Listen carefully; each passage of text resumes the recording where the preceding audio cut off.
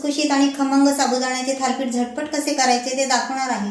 बनवायला सोपे आणि चवीला अप्रतिम असे उपवासाचे थालीपीठ या नवरात्रीत तुम्ही नक्कीच बनवून पहा, तुम्हाला आवडेल। चला तर रेसिपीला सुरुवात करूया। थालीपीठ बनवण्यासाठी मी काय साहित्य घेतले ते पहा। हे 1 वाटी साबुदाणे आहेत आणि हे भिजवलेले साबुदाणे आहेत आणि हे 3 छोटे बटाटे उकडून किसून घेतलेले आहेत। हे अर्धी वाटी शेंगदाण्याचा कूट, अर्धी वाटी वरीच्या तांदळाचे पीठ आहे आणि हे बघा हे जिरा आहे, हे चवीपुरता मीठ आणि 3 ते 4 हिरव्या मिरच्या मिक्सरमध्ये बारीक करून घेतलेल्या आहेत। हे एवढं सगळं साहित्य लागणार आहे।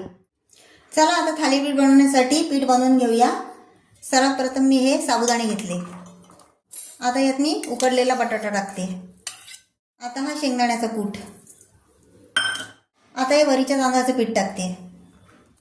हे पहा या मिरच्या टाकते आणि हे जिरं हे हातावर असं चोळून घेते।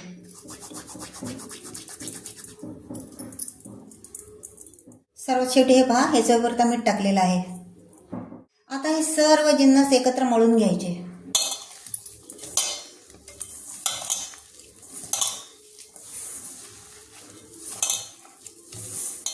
आणि हे पीठ मळताना याच्यामध्ये पाण्याचा अजिबात वापर करावा लागत नाही, कारण आपण याच्यामध्ये मळताना मीठ टाकलेलं आहे, त्याच्यामुळे याला आपोआप पाणी सुटतं।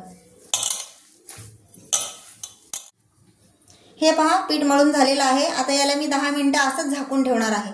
हे पहा याच्यावर मी हे झाकण ठेवते आणि 10 मिनिटं असंच मुरत ठेवते। हे पहा 10 मिनिटं झालेली आहेत। आपलं पीठ थालीपीठ बनवण्यासाठी तयार झालेलं आहे। आता मी थालीपीठ बनवायची सुरुवात करते। थालीपीठ बनवण्यासाठी मी इथे एक प्लास्टिकचा तुकडा घेतलेला आहे आणि त्याला आता हे तेल लावत आहे आणि आपल्याला जेवढ्या आकाराचं थालीपीठ बनवायचं आहे तेवढ्या आकाराचा गोळा आपण यातून काढून घेऊ। हे पहा मी एवढा असा गोळा घेतलेला आहे, त्याला असा गोल करून घेते।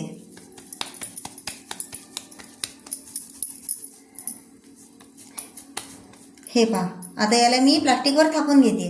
हा गोळा यावर असा प्लास्टिकवर असा ठेवायचा आणि हाताला थोडंसं तेल लावायचं आणि हे पहा असा अलगद हाताने थापायचा। जास्त मोठा नाही करायचा, जास्त छोटा नाही करायचा।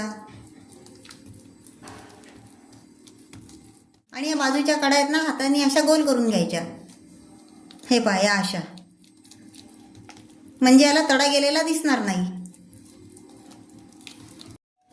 हे पहा थालीपीठ थापून झालेलं आहे। आता याला शेकून घेऊ। इथे मी नॉनस्टिकचा तवा घेतलेला आहे, त्याच्यावर मी हे असं थोडंसं तेल पसरवून टाकते। चमच्याच्या साहाय्याने मी तेल असं पसरवून घेतलेलं आहे। हे पहा हे थालीपीठ मी असं उचललेलं आहे आणि याच्यावर असं टाकते। हे पहा थालीपीठ बनवायला मी प्लास्टिकचा वापर केलेला होता, म्हणून मी हे प्लास्टिक लगेच काढून घेतलं। हे थालीपीठ तुम्ही कर्दळीच्या पानावर नाही तर केळीच्या पानावर सुद्धा थापू शकता। थालीपीठला मी आता पलटी मारते। हे बघा याला असं वरतून असं सपोर्ट दिलेला आहे आणि हे बघा हे अलगद असं पलटी मारायचं।